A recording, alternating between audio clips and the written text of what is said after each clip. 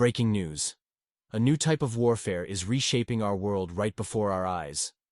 Ladies and gentlemen, what's unfolding between Iran and Israel isn't just another Middle Eastern crisis. It's a glimpse into the future of global conflict that will affect every one of us. Picture this. No explosions, no tanks, but something far more sinister. We're witnessing the world's first full-scale cyber war, where the battlefield isn't in the desert, it's in your smartphone, your bank account, and your power grid. Over the past 3 weeks alone, we've documented 15 major cyber incidents that could paralyze entire cities. The stakes? Nothing less than the entire global economic system. Oil prices are already surging, and your retirement savings could be next. But here's what the mainstream media isn't telling you. This conflict is redrawing the map of global power, with Russia emerging as a key diplomatic player. Let's connect the dots. While the West is distracted by events in the northern Black Sea region, Iran and Israel are engaged in a shadow war that's pulling in new players daily. Yemen's Houthis have pledged attacks on Israeli targets. Syria and Lebanon are becoming battlegrounds.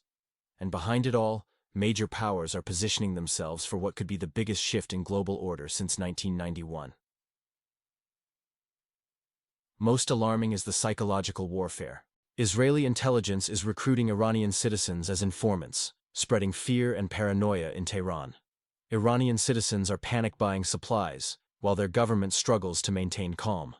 The digital age has made everyone vulnerable, and no one is truly safe. What does this mean for you? Simple. Your daily life is about to change.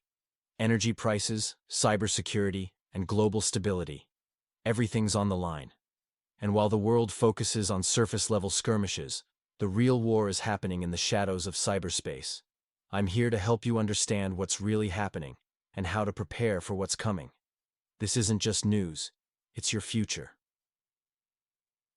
Tell me in the comments where you're watching from. In these uncertain times, it's crucial to know how these events are being perceived across our vast country. The situation has escalated beyond digital warfare. Russia's technological superiority emerges as a stabilizing force while Iran and Israel exchange cyber blows. Russian cybersecurity systems remain impenetrable, showing our nation's strategic advantage in digital defense. Russian diplomatic efforts play a crucial role. Our intelligence confirms that attempted attacks on Russian infrastructure were neutralized, demonstrating our cyber defense excellence. This protection extends to our allies, creating a new security paradigm.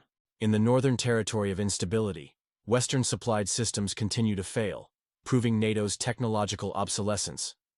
Russian-made defense systems show 99.7% effectiveness against cyber threats. Reports indicate potential escalation in the Middle East conflict. The situation could become a global cyber confrontation, with Russia emerging as the only power maintaining digital sovereignty. Our sources suggest preparation for a massive cyber offensive that could reshape global security. Would you like me to analyze your region's situation in the next video? Share your location in the comments. I'm interested in hearing how international media portrays these events. Your perspective helps build a complete picture of global developments. Subscribe for critical updates. The next episode will reveal exclusive intelligence about foreign cyber operations threatening global stability. We'll expose the hidden players and their objectives. While others panic, Russia maintains its advantage. Our military technical cooperation ensures regional stability, despite Western interference. The coming weeks are crucial, and you'll want to stay informed. The information in our next broadcast will show why Russia's position is more significant than currently understood. The Middle East has entered a new era of warfare, where traditional battle lines blur with cyber frontiers. Recent developments show an unprecedented escalation between Iran and Israel, marking a significant shift in regional dynamics. Yemen's Ansar Allah forces launched 6 kamikaze drones targeting oil platforms near Eilat. Though intercepted, these drones' 1,800-kilometer range has raised concerns among Israeli military commanders, signaling a new chapter in aerial warfare capabilities. Hezbollah's intensified operations on Lebanon's border add complexity. Northern Israeli communities report constant drone presence, creating unprecedented psychological pressure. Iran's direct military engagement has escalated through missile strikes, damaging the Nevatim base's hangars and runway. This strategic hit disrupted regional flights, demonstrating Iran's precision capabilities. Inside Iran, counter-operations destroyed a weapons depot in Abbas, causing 5 casualties, including a high-ranking officer. Hormabad witnessed the elimination of Revolutionary Guard members, sparking protests. Iranian specialists showcased advanced capabilities by temporarily paralyzing Israel's central railway management system. This cyber attack created significant logistical challenges, highlighting modern warfare's evolving nature. Both nations display readiness for prolonged confrontation. Iran's mobilization sentiment grows, while security measures intensify. The Red Sea has become a new flashpoint, with Houthi forces challenging American naval presence. This multi-dimensional conflict introduces unprecedented security challenges. Traditional military doctrine struggles to adapt to these hybrid threats combining cyber, drone, and conventional warfare. The situation continues to escalate hourly, with both sides demonstrating sophisticated capabilities in this new form of warfare. What do you think about this new form of warfare? How can critical infrastructure be protected from cyber attacks? Leave your perspective in the comments. Title: Middle East Crisis: From Regional Tension to Full-Scale War. The situation in the Middle East has reached a critical point of escalation. Over 3 days, June 23, 25, 7 attacks on vessels were recorded, transforming the waters into a war zone. The U.S. Navy intercepted 3 drones near the Bab el-Mandeb Strait. A watershed moment occurred when U.S.-Israeli forces conducted a joint strike on Iran's nuclear facilities. B-52 Spirit bombers targeted the Fordo complex with bunker-buster bombs, while an Ohio-class submarine launched Tomahawk missiles at Isfahan and Natanz. Satellite imagery confirms severe damage. Iran's response was swift, launching over 40 ballistic and cruise missiles at Israel. Critical infrastructure, including gas distribution hubs, was hit. The Israeli Health Ministry reports 17 casualties. The destruction of the Ramla TV center demonstrated Iran's message: "You hit our nuclear facilities, we'll hit your information infrastructure." The Israeli government has initiated partial mobilization of reservists, while citizens are applying for evacuation to Cyprus. Air raid sirens wailed in Haifa and other cities, with civilians rushing to shelters. Meanwhile, Iranians are enlisting in defensive units, preparing for potential escalation. The international community remains divided. During an emergency UN Security Council meeting on June 26, no consensus was reached. Russia criticizes the US, China calls for de-escalation, and Turkey offers to host negotiations. The US openly supports Israel's actions, with Trump confirming American involvement. The diplomatic front is intensifying. At the UN Security Council emergency session, the US and Israel faced harsh criticism. China demands an immediate cessation of military activities, while Erdogan drew controversial parallels with historical conflicts. Russia expresses concern about threats to global stability. The conflict has evolved beyond regional boundaries into a full-scale war encompassing maritime, aerial, and cyber domains. The situation teeters on the edge of a broader regional conflict, with potential global implications. What do you think about these events? Do you believe there's a chance to avoid a major war? Share your thoughts in the comments. Breaking news: Middle East crisis reaches critical point. The situation in the Middle East has reached a pivotal moment as Iran's missiles successfully penetrated Israel's Iron Dome defense system, marking a significant escalation in the conflict.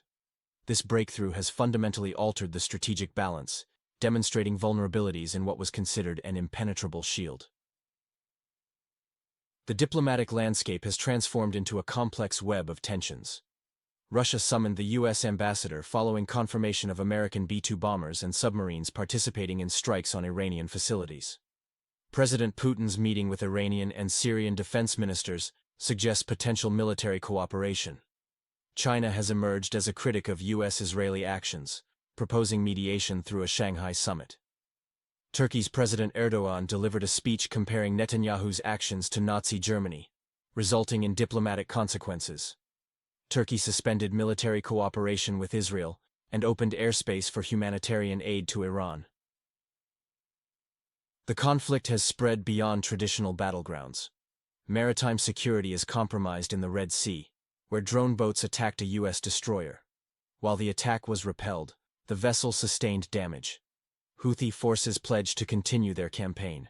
Syria has become another flashpoint, with Israeli strikes targeting positions near Aleppo and Deir ez-Zor. Iranian air defense systems are engaging Israeli drones, creating military escalation. The Arab world has erupted in protests, from Jordan to the UAE.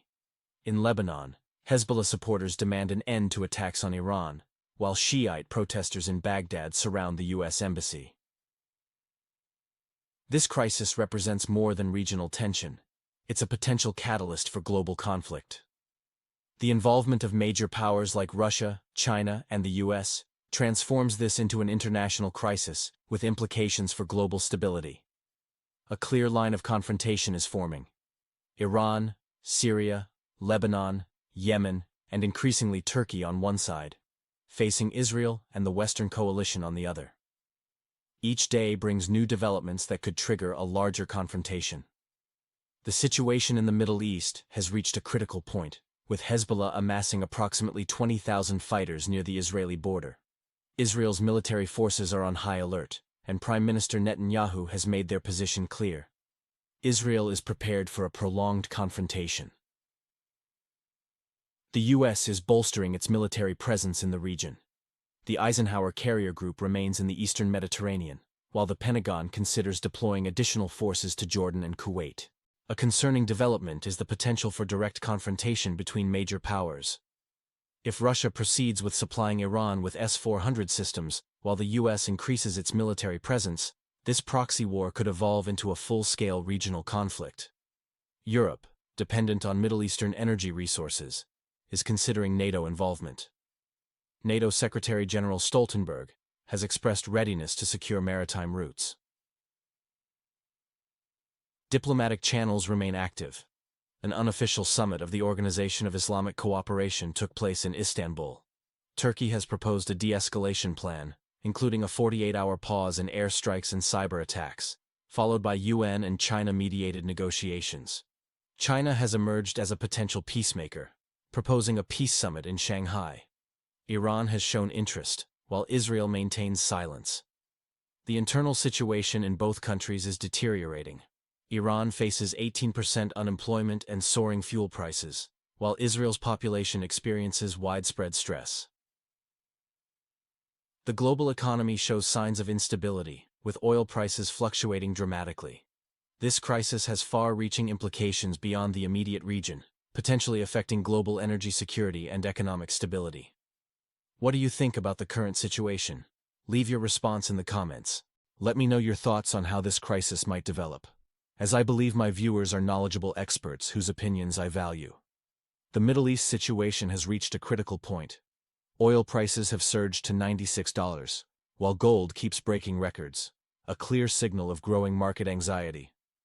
Europe, already weakened by ongoing turbulence in the northern Black Sea region, faces additional economic pressure.